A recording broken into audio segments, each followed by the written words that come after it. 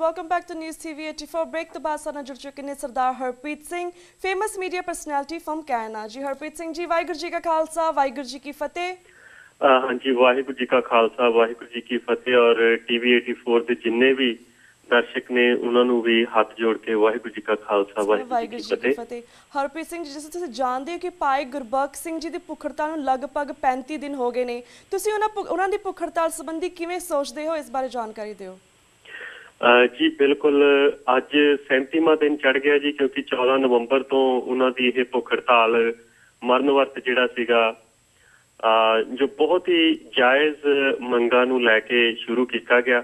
और अज जो 37वें दिन दे विच बिना कुछ खादियां अपनी इन्हां मंगां दे उत्ते बड़ी दृढ़ता दे नाल कायम ने। और 37वें दिन दे विच जिहड़ी मरण वर्त है एंटर कर गया। और इस तो पहला बड़ा एक मैं ये सोचता हूं कि को इंसीडेंट है कि 73 दिनों के बाद शहीद दर्शन सिंह फेरूमान हुणां दी शहादत हुई सी। और अज भाई गुरबख्श सिंह हुणां दा 37वां दिन है, यानी कि 73 दिन 73 का उल्टा करते हैं जो 37 दिन बनते हैं। ते अज मैनू इस गल दे उत्ते उन्हां दी जो मरण वर्त दे उत्ते जां उस ललकार दे उत्ते गल करन दा मौका मिलिया।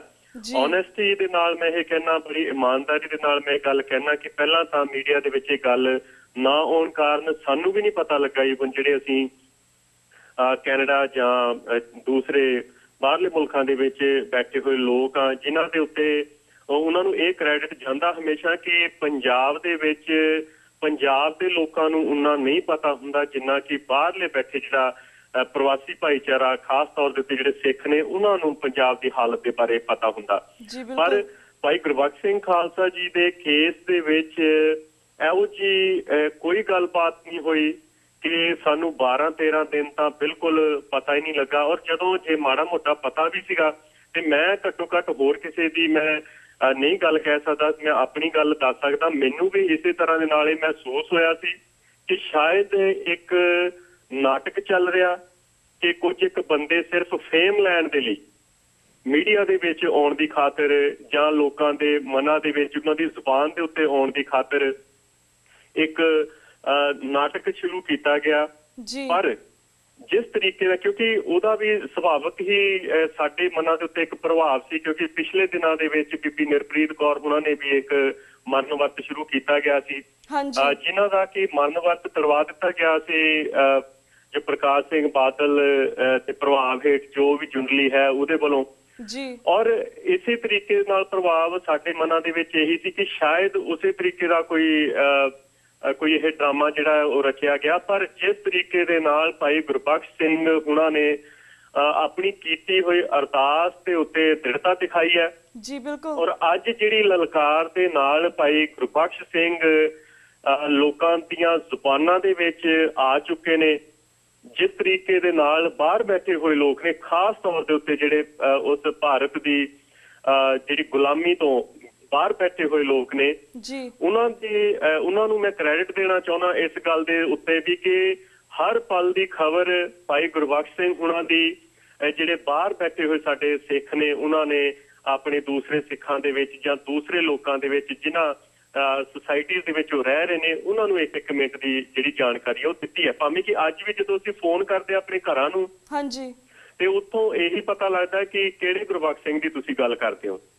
पर हुण जिस तरीके दे नाल चाहे वो गायक कलाकार ने, चाहे वो कोई लेखक ने, चाहे बुद्धिजीवी ने, वो अज भाई गुरबख्श सिंह खालसा दी इस अरदास की दृढ़ता नूं लैके इत्थों तक कहण दे उत्ते कायल हो चुके ने कि जो साडे गायक कलाकार भी ने उत्थे पहुंच के जां जिहड़े कलाकार उत्थे पहुंच के गल करते ने कि असीं सिर्फ सोचदे हुंदे सां कि पुरातन सिंह किहो जे हुंदे होणगे जिहड़े अपनी अरदास दे उत्ते कायम रहिंदे सन। पर अज सानूं वो जिहड़े पुरातन सिख अज 21वीं सदी दे विच भाई गुरबख्श सिंह खालसा के रूप दे विच सानूं साक्षात जिहड़े उन्हां दे दर्शन होए ने जी, बिल्कुल। हुण इस पूरे दे पूरे सिनेरियो दे विच जिथे असीं ये गल कीती है कि किते ना किते साडे मनां दे विच भी ये प्रभाव सी कि शायद ये जिहड़ी भुख हड़ताल जां ये मरण वर्त बहुती देर चलण वाला नहीं है।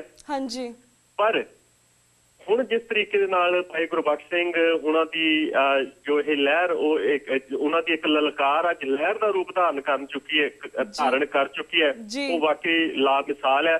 ਇਹਨਾਂ ਦੇ ਵਿੱਚ ਕੁਝ ਕੁ ਭਗੌੜੇ ਨੇ, ਉਹਨਾਂ ਭਗੌੜਿਆਂ ਦੇ ਵਿੱਚ ਜੇਕਰ ਮੈਂ ਤਖਤਾਂ ਦੇ ਜਥੇਦਾਰਾਂ ਦੀ ਗੱਲ ਕਰਾਂ ਤੇ ਕੋਈ ਅਤਕਥਨੀ ਨਹੀਂ ਹੋਊਗੀ ਜਿਨ੍ਹਾਂ ਨੇ ਯੂ ਟਰਨ ਮਾਰੇ ਨੇ ਇਸ ਸਮੇਂ ਦੇ ਵਿੱਚ। ਸ਼੍ਰੋਮਣੀ ਅਕਾਲੀ ਦਲ ਉਹਨਾਂ ਦੇ ਸਾਰੇ ਜਿੰਨੇ ਵੀ ਵਿਧਾਇਕ ਨੇ 56 ਦੇ ਕਰੀਬ ਉਹ ਲੋਕ ਨੇ, ਉਹ ਸਾਰੇ ਭਗੌੜੇ ਨੇ ਇਸ ਸਾਰੇ ਦੇ ਸਾਰੇ ਪ੍ਰਕਰਣ ਦੇ ਵਿੱਚੋਂ। ਅਕਾਲੀ ਦਲ, ਬਾਦਲ, ਸ਼੍ਰੋਮਣੀ ਕਮੇਟੀ ਔਰ ਇਹ ਸਾਰੇ ਦੇ ਸਾਰੇ ਭਗੌੜੇ ਨੇ। ਜੇ ਅਸੀਂ ਦਮਦਮੀ ਟਕਸਾਲ ਦੀ ਗੱਲ ਕਰੀਏ ਜਿਹਦਾ ਇੱਕ ਬਹੁਤ ਹੀ ਰੌਸ਼ਨ ਹਿਸਟਰੀ ਉਹਨਾਂ ਦਾ ਇਤਿਹਾਸ ਰਿਹਾ, ਔਰ ਆਉਣ ਵਾਲੇ ਦਿਨਾਂ ਦੇ ਵਿੱਚ ਵੀ ਜੇਕਰ ਸਿੱਖ ਕੌਮ ਨੂੰ ਕੋਈ ਅਗਵਾਈ ਕਰੇਗਾ ਤੇ ਸ਼ਾਇਦ ਦਮਦਮੀ ਟਕਸਾਲ ਦੇ ਵਿੱਚੋਂ ਹੀ ਕੋਈ ਸਿੰਘ ਸੂਰਮਾ ਉਹਦੀ ਅਗਵਾਈ ਕਰੇਗਾ। ਪਰ ਅੱਜ ਦੇ ਦਿਨ ਦੇ ਵਿੱਚ ਜਿਸ ਤਰੀਕੇ ਦੇ ਨਾਲ ਦਮਦਮੀ ਟਕਸਾਲ ਦੀ ਭਾਵੇਂ ਰੂਹ ਦੇ ਉੱਤੇ ਕਬਜ਼ਾ ਉਹਨਾਂ ਸ਼ਖਸਾਂ ਦਾ ਨਹੀਂ ਹੈ, ਪਰ ਫਿਰ ਵੀ ਦਮਦਮੀ ਟਕਸਾਲ ਦੀ ਬਾਹਰਲੀ ਦਿੱਖ ਦੇ ਉੱਤੇ ਜਿਸ ਤਰੀਕੇ ਦੇ ਨਾਲ ਹਰਨਾਮ ਸਿੰਘ ਧੁੰਮਾ ਵਰਗੇ ਜਿਹੜੇ ਲੋਕ ਨੇ ਉਹਨਾਂ ਦਾ ਕਬਜ਼ਾ, ਔਰ ਉਹ ਵੀ ਭਗੌੜੇ ਨੇ ਇਸ ਪੂਰੇ ਦੇ ਪੂਰੇ ਜਿਹੜੀ ਲਹਿਰ ਦੇ ਵਿੱਚੋਂ। ਹਾਂਜੀ, ਅੱਜ ਦੇ ਦਿਨ ਦੇ ਵਿੱਚ ਜਦੋਂ ਅਸੀਂ ਦੇਖਦੇ ਹਾਂ ਕਿ ਭਾਵੇਂ ਕਿ ਕੁਝ ਕੁ ਲੋਕ ਜਿਵੇਂ ਚੰਦੂ ਮਾਜਰੇ ਵਰਗੇ ਜਿਹੜੇ ਕਿ ਫੇਰਮੇ ਚੁੱਲੇ ਨੇ, ਇਹਨਾਂ ਦਾ ਕੁਝ ਨਹੀਂ ਪਤਾ ਲੱਗਦਾ ਪ੍ਰੇਮ ਸਿੰਘ ਚੰਦੂ ਮਾਜਰੇ ਉਹਨਾਂ ਦਾ ਕਿ ਇਹਨਾਂ ਨੇ ਅੱਜ ਕੀ ਨੇ ਤੇ ਕੱਲ ਕੀ ਹੋਣਗੇ ਜਦੋਂ ਇਹਨਾਂ ਦੇ ਅੱਗੇ ਕੋਈ ਲਾਲਚ ਰੱਖਿਆ ਗਿਆ। ਉਹ ਵੀ ਅੱਜ ਉੱਥੇ ਆਏ ਨੇ ਤੇ ਨਾਲ ਦੀ ਨਾਲ ਕੈਪਟਨ ਅਮਰਿੰਦਰ ਸਿੰਘ ਦੀਆਂ ਵੀ ਪਿਛਲੇ ਸਮੇਂ ਦੇ ਵਿੱਚ ਉਹਨਾਂ ਨੇ ਵੀ ਆਪਣੀ ਜਿਹੜੀ ਆ ਚੁੱਪੀ ਤੋੜਨ ਦੇ ਉੱਤੇ ਮਜਬੂਰ ਹੋਏ ਨੇ। ਤੋੜੀ ਨਹੀਂ ਉਹਨਾਂ ਨੇ ਚੁੱਪੀ, ਉਹ ਉਹਨਾਂ ਦੀ ਸਿਆਸੀ ਮਜਬੂਰੀ ਬਣੀ ਆ ਕਿ ਉਹਨਾਂ ਨੂੰ ਆਪਣੀ ਚੁੱਪੀ ਤੋੜਨੀ ਪਈ। ਔਰ ਇਹੋ ਜਿਹੀਆਂ ਚੁੱਪੀਆਂ ਹੋਰ ਵੀ ਬਹੁਤ ਸਾਰੇ ਲੋਕਾਂ ਦੇ ਵੱਲੋਂ ਸ਼ਾਇਦ ਅੱਗੇ ਸਮੇਂ ਦੇ ਵਿੱਚ ਤੋੜੀਆਂ ਜਾਣ। ਸੁਖਵੀਰ ਬਾਦਲ ਵੀ ਉਹਨਾਂ ਦੇ ਵਿੱਚੋਂ ਹੈਗਾ ਕਿ ਜਿਹੜਾ ਕੁਝ ਇੱਕ ਹਫ਼ਤੇ ਪਹਿਲਾਂ ਤਾਂ ਇਹ ਕਹਿ ਰਿਹਾ ਸੀ ਕਿ ਛੱਡੋ ਜੀ ਇਸ ਗੱਲ ਦਾ ਕੀ ਮਤਲਬ ਹੈਗਾ, ਪਰ ਅੱਜ ਉਹ ਇਹ ਗੱਲਾਂ ਕਰ ਰਿਹਾ ਕਿ ਹਾਂ ਸਾਨੂੰ ਜਿਹੜੇ ਜੇਲ੍ਹਾਂ ਦੇ ਵਿੱਚ ਬੰਦ ਲੋਕ ਨੇ ਜਿਹੜੇ ਕਿ ਆਪਣੀਆਂ ਸਜ਼ਾਵਾਂ ਪੂਰੀਆਂ ਕਰ ਚੁੱਕੇ ਨੇ ਉਹਨਾਂ ਨੂੰ ਬਾਹਰ ਕੱਢ ਦੇਣਾ ਚਾਹੀਦਾ। ਸੋ ਇਹ ਮਗਰਮੱਛ ਦੇ ਹੰਝੂਆਂ ਤੋਂ ਇਲਾਵਾ ਕੁਝ ਵੀ ਨਹੀਂ ਹੈ। ਜੇਕਰ ਅਸੀਂ ਪਿਛਲੇ ਸਮੇਂ ਦੀ ਹੀ ਗੱਲ ਕਰੀਏ ਤੇ ਉਹਨਾਂ ਦੇ ਵਿੱਚ ਸਰਦਾਰ ਸਤਨਾਮ ਸਿੰਘ ਮਾਣਕ ਉਹਨਾਂ ਦਾ ਕੇਸ ਜਿਹੜਾ ਕਿ 1992 ਦੇ ਵਿੱਚ ਉਹਨਾਂ ਨੇ ਕੇਸ ਦਾਇਰ ਕੀਤਾ ਸੀ, ਜਿਹਦੇ ਵਿੱਚ ਬੜੇ ਵੱਡੇ ਨਾਂ ਸਨ।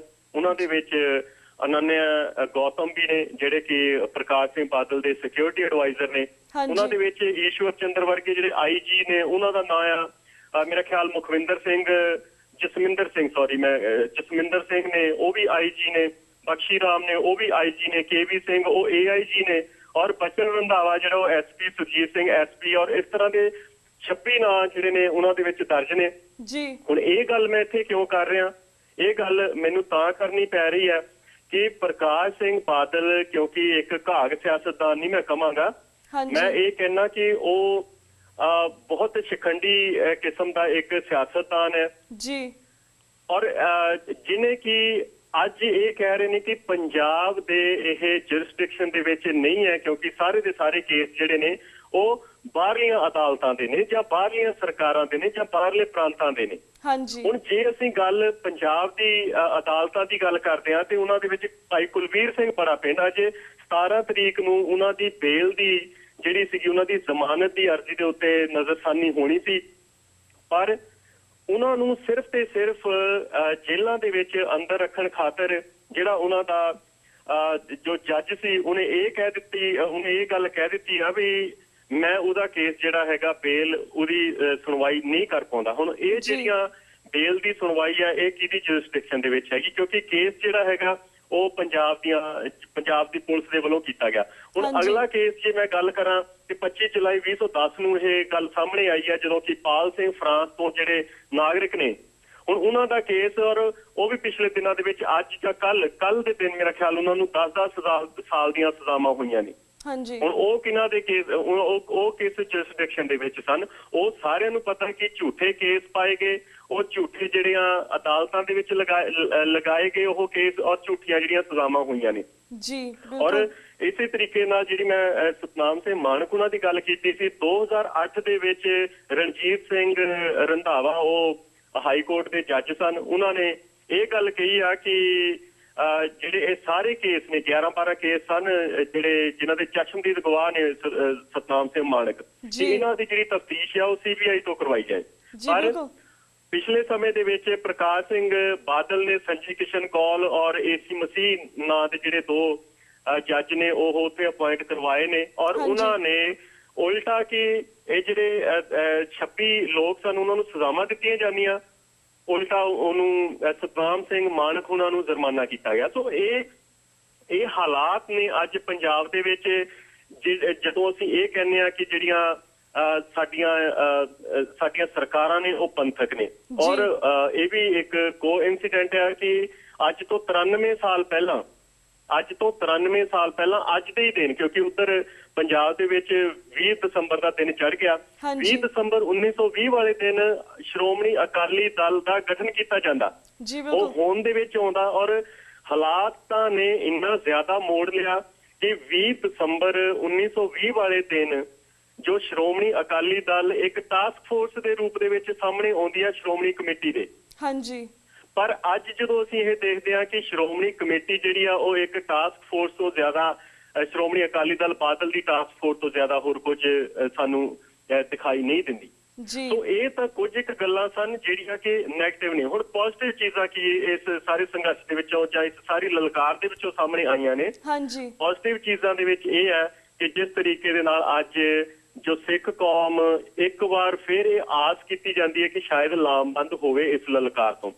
ਵਿਦੇਸ਼ਾਂ ਦੇ ਵਿੱਚ ਵੱਸਦੇ ਜਿਹੜੇ ਲੋਕ ਨੇ ਉਹ ਲਾਮਬੰਦ ਹੋ ਰਹੇ ਨੇ। ਕਦੀ ਅਮਰੀਕਾ ਦੇ ਵਿੱਚ ਵਿਖਾਵੇ ਕੀਤੇ ਜਾ ਰਹੇ ਨੇ, ਪ੍ਰੋਗਰਾਮ ਜਿਹੜੇ ਨੇ ਉਹ ਲਿਖੇ ਜਾ ਰਹੇ ਨੇ। ਉਹਨਾਂ ਦੇ ਵਿੱਚ ਇਹ ਵੀ ਗੱਲ ਸਾਹਮਣੇ ਆਈ ਆ ਕਿ ਜੋ ਅਕਾਲੀ ਦਲ ਬਾਦਲ ਉਹਨਾਂ ਦੇ ਜਿੰਨੇ ਵੀ ਕਰਿੰਦੇ ਪਰਿੰਦੇ ਜਾਂ ਮੰਤਰੀ ਸੰਤਰੀ ਜੋ ਵੀ ਇੱਥੇ ਆਉਂਦੇ ਨੇ ਉਹਨਾਂ ਦਾ ਬਾਈਕਾਟ ਜਿਹੜਾ ਹੈਗਾ ਉਹ ਕਰਨ ਦੀ ਗੱਲ ਹੋਈ ਆ। ਔਰ ਇਸੇ ਤਰੀਕੇ ਦੇ ਨਾਲ ਇਹ ਸਾਰਾ ਬਾਈਕਾਟ ਵਾਲਾ ਜਿਹੜਾ ਇੱਕ ਸਿਲਸਿਲਾ ਉਹ ਯੂਕੇ ਦੇ ਵਿੱਚ ਵੀ ਸ਼ੁਰੂ ਹੋ ਗਿਆ ਔਰ ਕੈਨੇਡਾ ਦੇ ਵਿੱਚ ਵੀ ਉਹ ਚੀਜ਼ਾਂ ਜਿਹੜੀਆਂ ਨੇ ਉਹ ਸ਼ੁਰੂ ਹੋ ਗਈਆਂ ਨੇ। ਇੱਕ ਪੋਜ਼ਿਟਿਵ ਪੁਆਇੰਟ। ਔਰ ਦੂਸਰਾ ਪੋਜ਼ਿਟਿਵ ਪੁਆਇੰਟ ਖਾਸ ਤੌਰ ਦੇ ਉੱਤੇ ਮੈਂ, ਕਿਉਂਕਿ ਆਪ ਕੈਨੇਡਾ ਦੇ ਵਿੱਚ ਟੋਰਾਂਟੋ ਏਰੀਆ ਦੇ ਵਿੱਚ ਜੋ ਸਾਡੇ ਯੂਥ ਨੇ ਜਿਨ੍ਹਾਂ ਦਾ ਕੋਈ ਲੈਣਾ ਦੇਣਾ ਨਹੀਂ ਪੰਜਾਬ ਦੇ ਨਾਲ, ਪੰਜਾਬ 'ਚ ਨਾ ਉਹਨਾਂ ਨੇ ਜਾ ਕੇ ਰੋਟੀ ਖਾਣੀ ਆ, ਪੰਜਾਬ ਦੇ ਵਿੱਚ ਕੋਈ ਨੌਕਰੀਆਂ ਨਹੀਂ ਕਰਨੀਆਂ, ਪੰਜਾਬ ਦੇ ਵਿੱਚ ਉਹਨਾਂ ਨੇ ਬੱਚੇ ਨਹੀਂ ਪਾਲਣੇ। ਪਰ ਜਿਸ ਤਰੀਕੇ ਦੇ ਨਾਲ ਅਗਵਾਈ ਉਹ ਯੂਥ ਜਿਹੜਾ ਕੈਨੇਡਾ ਦੇ ਵਿੱਚ ਬੌਰਨ ਬ੍ਰੌਟ ਅਪ ਹੋਇਆ, ਉਹਨੇ ਜਿਸ ਤਰੀਕੇ ਨਾਲ ਉਹਨੂੰ ਅਗਵਾਈ ਦਿੱਤੀ ਹੈ ਇਸ ਸਾਰੇ ਦੇ ਸਾਰੇ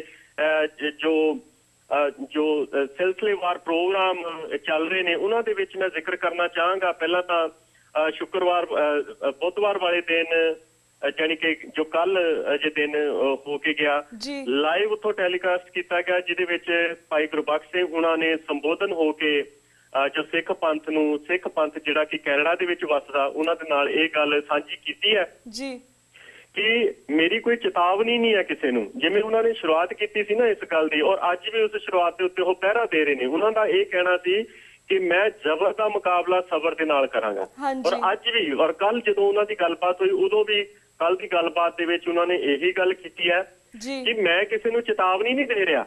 ਮੇਰੀ ਇਹ ਬੇਨਤੀ ਆ ਕਿ ਉਹ ਜਿਹੜੇ ਸਾਰੇ ਦੇ ਸਾਰੇ ਸਿੰਘ ਨੇ ਜਿਹੜੇ ਆਪਣੀਆਂ ਸਜ਼ਾਵਾਂ ਕੱਟ ਚੁੱਕੇ ਨੇ ਉਹਨਾਂ ਨੂੰ ਰਿਹਾਈ ਦਿੱਤੀ ਜਾਵੇ।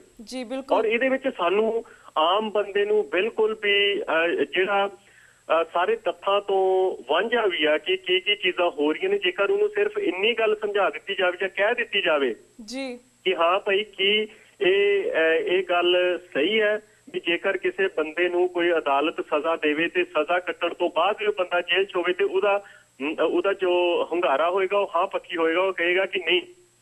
ਇਹ ਬਿਲਕੁਲ ਜੋ ਸਰਦਾਰ ਗੁਰਬਖਸ਼ ਸਿੰਘ ਜਿਹੜੀਆਂ ਮੰਗਾਂ ਨੂੰ ਲੈ ਕੇ ਅੱਜ ਹੜਤਾਲ ਦੇ ਉੱਤੇ ਨੇ, ਮਰਨ ਵਰਤ ਦੇ ਉੱਤੇ ਨੇ, ਉਹ ਬਿਲਕੁਲ ਸਹੀ ਨੇ। ਜਿਸ ਤਰੀਕੇ ਦੇ ਨਾਲ ਬੱਚੇ ਜੁੜ ਰਹੇ ਨੇ, ਨੌਜਵਾਨ ਜੁੜ ਰਹੇ ਨੇ, ਚਾਹੇ ਉਹ ਭਾਰਤ ਦੇ ਵਿੱਚ ਨੇ, ਜਿਵੇਂ ਫੇਸਬੁੱਕ ਦੇ ਉੱਤੇ ਜਾਂ YouTube ਦੇ ਉੱਤੇ ਵੱਖਰੀਆਂ ਜੋ ਵੀਡੀਓਜ਼ ਆ ਰਹੀਆਂ ਨੇ ਉਹਨਾਂ ਦੇ ਵਿੱਚੋਂ ਇਹ ਹਾਂ ਪੱਕੀ ਹੁੰਗਾਰਾ ਸਾਨੂੰ ਜ਼ਰੂਰ ਮਿਲ ਰਿਹਾ ਕਿ ਲੋਕ ਅੱਜ ਉੱਥੇ ਇਕੱਠੇ ਹੋ ਰਹੇ ਨੇ। ਔਰ ਲੋਕ ਜਿਹੜੇ ਹੈਗੇ ਨੇ ਉਹਨਾਂ ਦੇ ਇਕੱਠੇ ਹੋਣ ਕਾਰਨ ਅੱਜ ਜਿਹੜਾ ਪ੍ਰੇਮ ਸਿੰਘ ਚੰਦੂਮਾਜਰੇ ਵਰਗਾ ਜਾਂ ਦਿੱਲੀ ਤੇ ਕਮੇਟੀ ਦੇ ਕੁਝ ਇੱਕ ਬੰਦੇ ਪਿਛਲੇ ਹਫ਼ਤੇ ਉਹਨਾਂ ਦੇ ਕੋਲ ਪਹੁੰਚੇ ਨੇ, ਜਾਂ ਇਸੇ ਤਰੀਕੇ ਨਾਲ ਹੋਰ ਵੀ ਬਹੁਤ ਸਾਰਾ ਮਲਕ ਉਹਨਾਂ ਦੇ ਆਲੇ ਦੁਆਲੇ ਇਕੱਠਾ ਹੋਏਗਾ। ਹੁਣ ਜਿਹੜੇ 56 ਜੋ ਇਹਨਾਂ ਦੇ ਨੁਮਾਇੰਦੇ ਨੇ ਉਹ ਚੁੱਪ ਨੇ, ਸ਼ਾਇਦ ਆਪਣੀਆਂ ਚੁੱਪੀਆਂ ਅਗਲੇ ਸਮਿਆਂ ਦੇ ਵਿੱਚ ਤੋੜਨ। ਔਰ ਇਹ ਵੀ ਹੋ ਸਕਦਾ ਕਿ at the end of the movement ਜਿਵੇਂ ਪੁਰਾਣੇ ਸਮੇਂ ਦੇ ਵਿੱਚ ਹੋਇਆ, ਕਿਤੇ ਇਹ ਨਾ ਹੋਵੇ ਜੇਕਰ ਅਸੀਂ ਸਿੱਖ ਸੁੱਤੇ ਰਹੇ ਤੇ ਇਹ ਨਾ ਹੋਵੇ ਕਿ ਇਹ ਦੁਬਾਰਾ ਤੋਂ ਇਹ ਜਿਹੜੀ ਇਸ ਲਹਿਰ ਦੀ ਕਾਮਯਾਬੀ ਆ ਉਹ ਫਿਰ ਪ੍ਰਕਾਸ਼ ਸਿੰਘ ਬਾਦਲ ਦੀ ਝੋਲੀ ਦੇ ਵਿੱਚ ਜਾ ਪਵੇ। ਸੋ ਜੀ ਪੋਜ਼ਿਟਿਵ ਚੀਜ਼ ਸਾਡੇ ਕੋਲ ਇੱਥੇ ਹੋਈ ਆ ਕਿ ਜੋ ਬੁੱਧਵਾਰ ਵਾਲੇ ਦਿਨ ਕੋਈ 1000 ਤੋਂ ਉੱਪਰ ਲੋਕਾਂ ਦਾ ਸੰਗਤ ਦਾ ਇਕੱਠ ਜਿਹੜਾ ਇੱਕ ਬੈਂਕਟ ਹਾਲ ਦੇ ਵਿੱਚ ਹੋਇਆ ਔਰ ਬਹੁਤ ਵਧੀਆ ਤਰੀਕੇ ਨਾਲ ਪਿਨ ਡ੍ਰੌਪ ਸਾਇਲੈਂਸ ਦੇ ਵਿੱਚ ਲੋਕਾਂ ਨੇ ਭਾਈ ਗੁਰਬਖਸ਼ ਸਿੰਘ, ਭਾਈ ਹਰਪਾਲ ਸਿੰਘ ਚੀਮਾ, ਸਰਦਾਰ ਸਤਨਾਮ ਸਿੰਘ ਪੌਂਟਾ ਸਾਹਿਬ ਔਰ ਜੋ ਅਖੰਡ ਕੀਰਤਨੀ ਜਥੇ ਦੇ ਭਾਈ ਆਰਪੀ ਸਿੰਘ, ਉਹਨਾਂ ਦੀਆਂ ਗੱਲਾਂ ਨੂੰ ਬਹੁਤ ਧਿਆਨ ਦੇ ਨਾਲ ਸੁਣਿਆ ਔਰ ਅੱਗੇ ਵਾਸਤੇ ਵੀ ਲਾਮਬੰਦ ਹੋਣ ਦੀ ਉਹਨਾਂ ਨੂੰ ਪ੍ਰੋਮਿਸ ਵੀ ਕੀਤਾ ਔਰ ਹੋ ਸਕਦਾ ਕਿ ਇੱਕ ਅੱਧੇ ਦਿਨ ਤੱਕ ਜੋ ਕੈਨੇਡਾ ਦੇ ਵਿੱਚੋਂ ਕੁਝ ਇੱਕ ਇਹੋ ਜਿਹੇ ਪ੍ਰੋਗਰਾਮ ਜਿਹੜੇ ਨੇ ਉਹ ਸੰਗਤਾਂ ਦੇ ਅੱਗੇ ਰੱਖੇ ਜਾਣ, ਜਿਹੜਾ ਕਿ ਮੈਂ ਆਪਣੇ ਤੌਰ ਤੇ ਉੱਤੇ ਸੋਚਦਾ ਕਿ ਬਹੁਤ ਇੱਕ ਪੋਜ਼ਿਟਿਵ ਰੁਝਾਨ ਹੈ। ਜੀ ਬਿਲਕੁਲ, ਜਿਸ ਤਰ੍ਹਾਂ ਹਰਪ੍ਰੀਤ ਜੀ ਤੁਸੀਂ ਕਿਹਾ ਕਿ ਇੱਕ ਪਾਸੇ ਨੂੰ ਦੁੱਖ ਦੀ ਗੱਲ ਹੈ ਕਿ ਭਾਈ ਸਾਹਿਬ ਦੀ ਭੁੱਖ ਹੜਤਾਲ ਤੇ ਬਾਦਲ ਸਰਕਾਰ ਜਾਂ ਫਿਰ ਕੋਈ ਜਥੇਦਾਰ ਕੁਛ ਕਰ ਨਹੀਂ ਰਹੇ, ਪਰ ਇੱਕ ਪਾਸੇ ਇਹ ਵੀ ਖੁਸ਼ੀ ਦੀ ਗੱਲ ਹੈ ਕਿ ਪੂਰੀਆਂ ਸਿੱਖ ਸੰਗਤਾਂ ਇਕੱਠੀਆਂ ਹੋ ਗਈਆਂ ਨੇ, ਸਾਰੇ ਅਸੀਂ ਇਕੱਠੇ ਹੋ ਗਏ ਹਾਂ ਤੇ ਅਸੀਂ ਸ਼ਾਇਦ ਇਕੱਠੇ ਹੋ ਕੇ ਹੀ ਇਹਨਾਂ ਦੀ ਭੁੱਖ ਹੜਤਾਲ ਨੂੰ ਅੱਗੇ ਤੋੜ ਸਕਦੇ ਹਾਂ। ਸ਼ਾਇਦ ਸਾਡੇ ਜਿਹੜੇ ਬੰਦੀ ਸਿੰਘ ਨੇ ਸ਼ਾਇਦ ਰਿਹਾਅ ਵੀ ਹੋ ਜਾਣ। ਪਰ ਵੀਰ ਜੀ ਇਸ ਸੰਬੰਧੀ ਸਾਡੇ ਕੋਲ ਹੋਰ ਬਹੁਤ ਸਾਰੇ ਕੁਐਸਚਨ ਤੁਹਾਡੇ ਲਈ ਅਸੀਂ ਪੁੱਛਣਾ ਚਾਹਾਂਗੇ, ਪਰ ਸਾਡੇ ਕੋਲ ਵਕਤ ਹੁਣ ਸਾਡਾ ਸਮਾਪਤੀ ਵੱਲ ਜਾ ਰਿਹਾ। ਮੈਂ ਤੁਹਾਡੇ ਕੋਲ ਇੱਥੇ ਇਜਾਜ਼ਤ ਲੈਂਦੀ ਹਾਂ। ਵਾਹਿਗੁਰੂ ਜੀ ਕਾ ਖਾਲਸਾ, ਵਾਹਿਗੁਰੂ ਜੀ ਕੀ ਫਤਿਹ। ਵਾਹਿਗੁਰੂ ਜੀ ਕਾ ਖਾਲਸਾ, ਵਾਹਿਗੁਰੂ ਜੀ ਕੀ ਫਤਿਹ। ਵੀਰਸ ਇੱਥੇ ਮੈਂ ਤੁਹਾਡੇ ਕੋਲ ਇਜਾਜ਼ਤ ਲੈਂਦੀ ਹਾਂ। ਕੱਲ੍ਹ ਨੂੰ ਮਿਲਾਂਗੇ ਸੇਮ ਟਾਈਮ ਸੇਮ ਸ਼ੋ ਤੇ। ਤਦ ਤੱਕ ਲਈ ਵਾਹਿਗੁਰੂ ਜੀ ਕਾ ਖਾਲਸਾ, ਵਾਹਿਗੁਰੂ ਜੀ ਕੀ ਫਤਿਹ।